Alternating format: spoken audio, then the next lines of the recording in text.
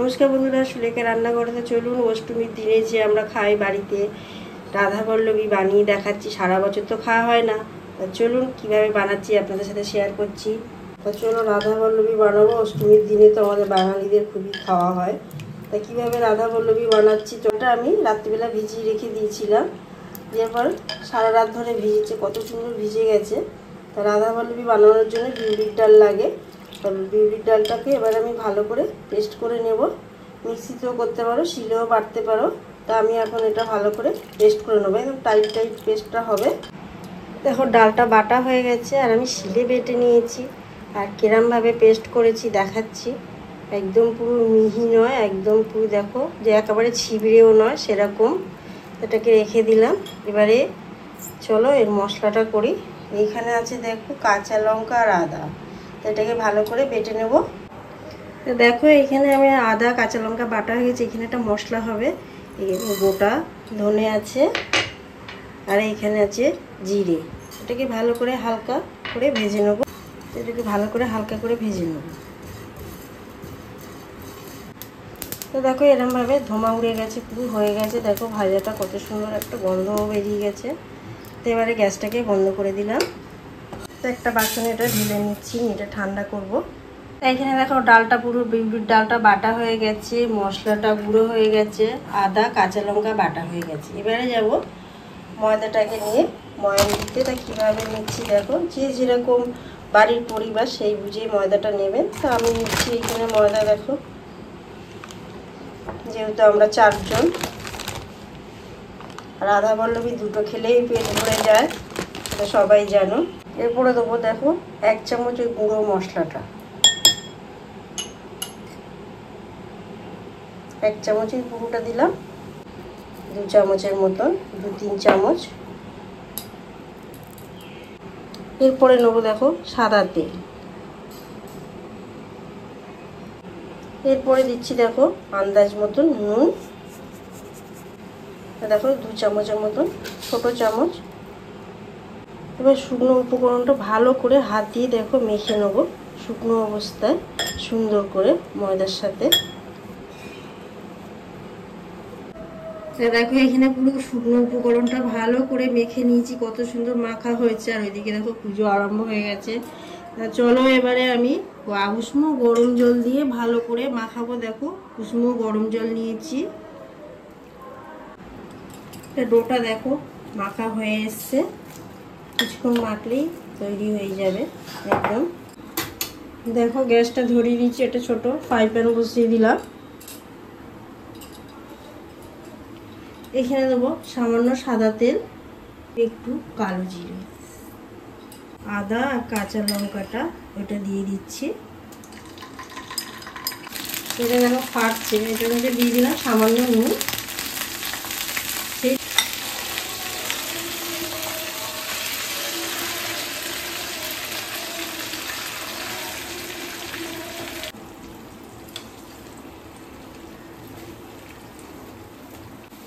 এই করে ভালো করে আবার মাখিয়ে নেবো। দিয়ে গ্যাসটাকে জোরেই দিয়েছি। দেখো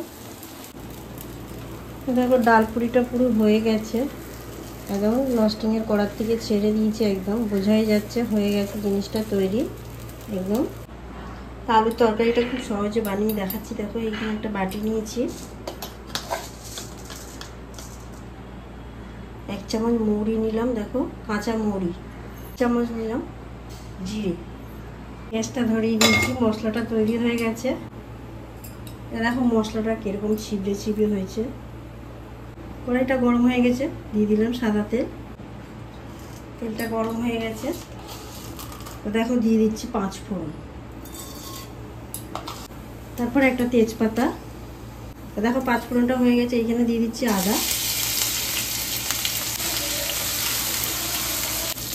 মশলাটা দেখো পুরো তেল থেকে ছেড়ে দিয়েছে, তা পুরো রেডি হয়ে গেছে মশলাটা।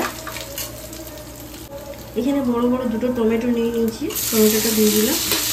আলুটা অনুযায়ী আর মশলা অনুযায়ী দেখো নুনটা আন্দাজ মতন দিয়ে দিলাম।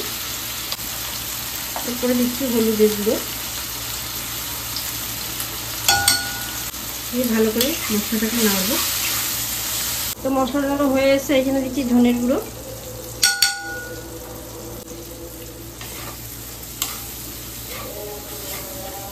দেখো সিদ্ধ করা আলুটা এখানে দিয়ে দিচ্ছি।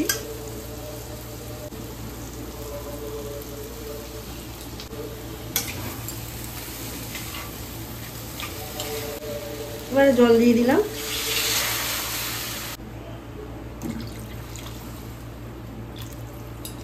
এদিকে দেখো আলুর তরকারিটা ফুটছে। এবারে আমরা লুচির দিকে যাব তাড়াতাড়ি করে। ডালটা পুরো ঠান্ডা হয়ে গেছে। এবারে পুরটাকে আমি একটা জায়গায় ঢেলে নিচ্ছি। তো দেখো একটা জায়গায় ঢেলে নিয়েছি, নিয়ে এবারে ছোট ছোট দেখো ময়দাটা এবারে আরেকটু হাত দিয়ে ভালো করে মেখে, যেহেতু তেলটা উপরে দিয়ে দেওয়া হয়েছিল তাই এবারে ভালো করে মেখে নেবো। একটু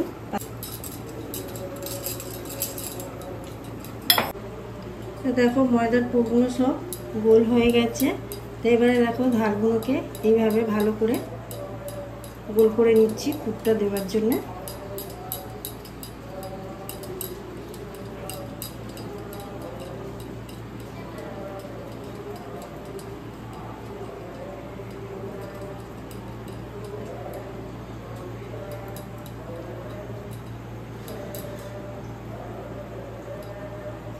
দেখো পুরটা দিয়ে দিলাম, দিয়ে চারিদিক দিয়ে এইভাবে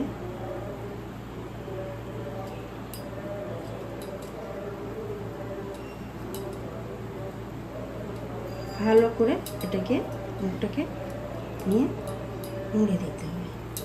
দিয়েছে হাতে ভালো করে। ওইখানে দেখো পুর ভরা হয়ে গেছে, এদের তরকারিটাও রেডি হয়ে গেছে। দেখো কড়াইতে দেখো একটু চিনি দিয়ে দিচ্ছি সামান্য তরকারিটা। এখানে দেখো ফ্রাই প্যানটা বসিয়েছি, অল্প একটু সামান্য তেল দিয়ে দিচ্ছি। তেলটা গরম হয়ে গেছে, দিয়ে দিলাম কাসুরি মেথি। দেখো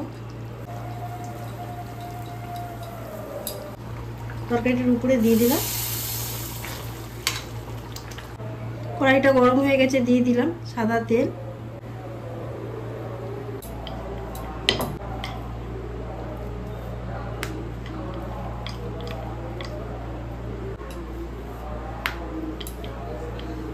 সব বেলা হয়ে গেছে, আর দেখো তেলটাও এদিকে গরম হয়ে গেছে। প্রথমে একটা দিয়ে দিলাম, দিয়ে নাড়বো না, রেখে দেবো। দেখো লাল করবো, দেখো আস্তে আস্তে ফুলে যাচ্ছে। দেখবে খাবার সময় পরিবেশনের সময় ফোলাটাই থাকবে, একদম কমে যাবে না।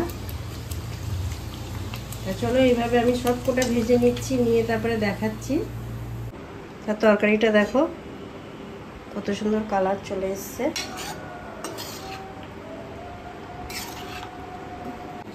দেখো রাধাবল্লভী আর পুরো একদম চটপটি তরকারি পুরো রেডি হয়ে গেছে, একদম পরিবেশন করছি।